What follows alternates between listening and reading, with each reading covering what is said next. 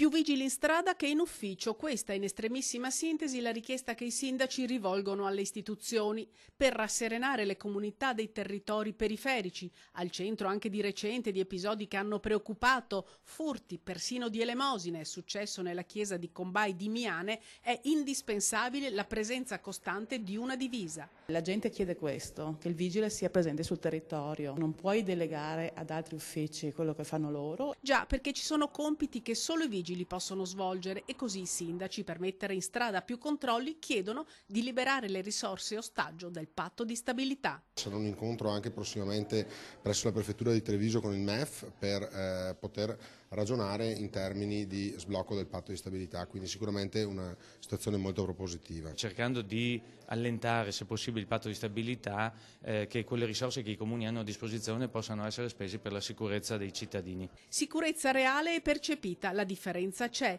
I dati delle forze dell'ordine assicurano un calo nei reati, ma la sensazione dei cittadini è ben diversa. In alcuni comuni più piccoli, dove le persone sono più anziane, così magari anche quel furto, 2 o 3 furti che capitano magari una volta ogni tot mesi, perché così succede, no? Magari in un pomeriggio ne fanno 3 o 4, poi basta.